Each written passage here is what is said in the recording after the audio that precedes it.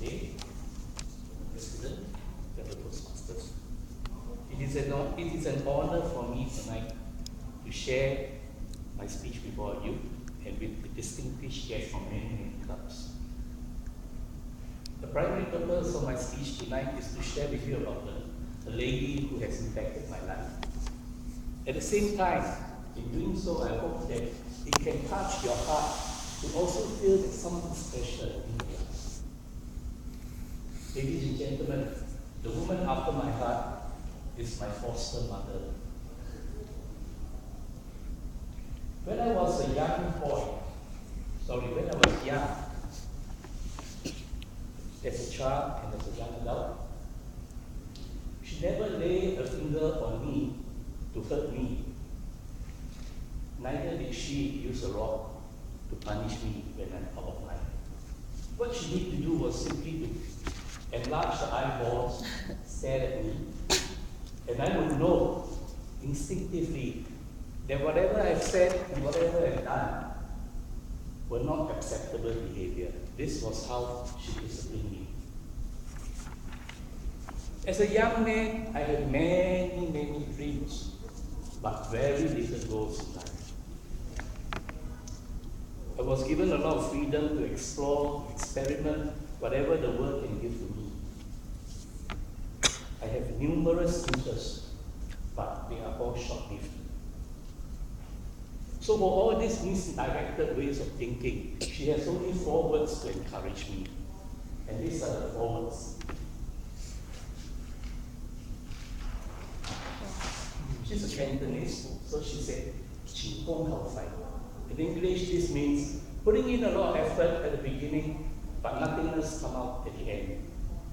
So what she expected from me was therefore to ensure that in my life, whatever I do, there must be a clear beginning and a fruitful ending.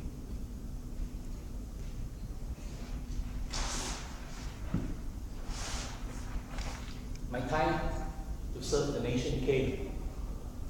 Like all young soldiers, I lost my first love while giving my time to the country. I spent a lot of time at my weekends in Telok Paku camp, which is non-existent now, and also in Saki. It took me only 6 months to lose her, to suffer that emotionally torturing experience. It was more painful than the physical pain that the military instructors inflicted on me. I cried as I burned those deceitful letters professing love to me. She was there. She sat far away in the kitchen, looking at me as I burned those letters, and they became one with the burning flame.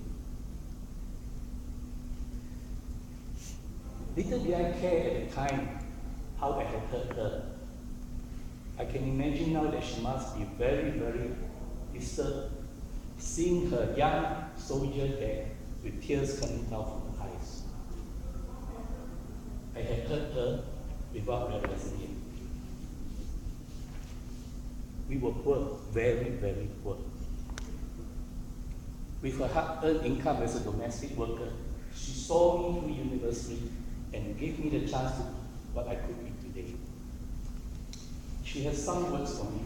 She says, "You cannot study law." Somehow, she has a feeling that lawyers were trained to turn sinners into winners in the criminal court of law. From this, I learned the value of righteousness. Righteousness as a measure of the character of man. She was a heavy smoker. She smoked very heavy. At the last lap of her life, she suffered greatly from endless cough and shortages of breath. Consequently, she was admitted to the then Toa Payoh Hospital, which I think some of you may not have seen this hospital. Right? So she became very very weak, and she could hardly talk. On one of the visits to the hospital to see her, I could see her smiling as I walked towards her. She seems to be recovering very well. Beaming radiantly, she said to me in Cantonese, meaning, I will go tomorrow. So I smiled in return and I asked her, who told you that? Did the doctor say you will be back tomorrow? She just kept smiling and she kept saying that she's going home tomorrow. I took her words with a pinch of the salt, taking it and treating it that these are just patients' desire to want to be home. The next day came, she was promoted to glory. She has changed her address. 20 years, more than 20 years have passed already since the last day of her life on earth. I have occasional dreams of her, of course. Like all of us do, we have dreams of people we love. And every time I dream of her, I could see her smile. You may think differently. You may say this is self-consolation, or self-preservation, or self-deception. But to me, her smile is telling me in my dream that she is okay in the other world. I miss her. Sorry. The woman after my heart.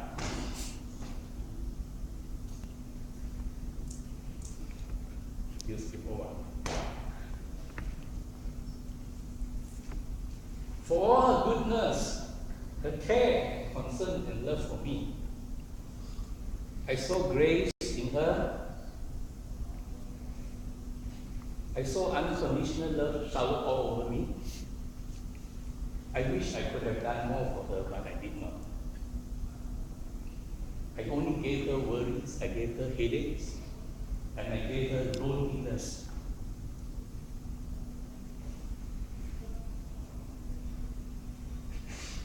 So sorry about this.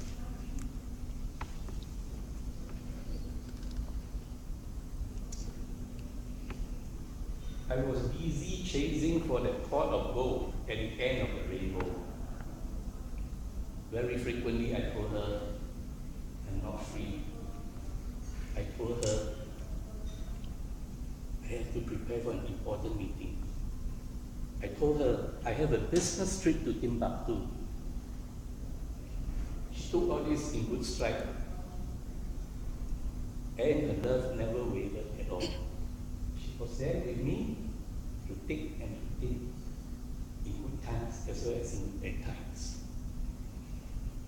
So ladies and gentlemen, I'm sure you have that special someone in your life.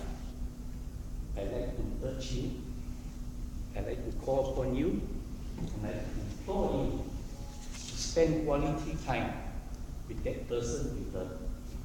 People who love us do not expect a lot in return from us. They are happy when we are happy. Your presence and your little messages for them would be enough to stir their heart, to let them know that you love them. So, do stay connected with them. And before I conclude, I'd like to share something with you which I think some of you may be familiar with. The title was written in the 1960s. It goes like this. In this world, mothers are the best. So with this, I thank you.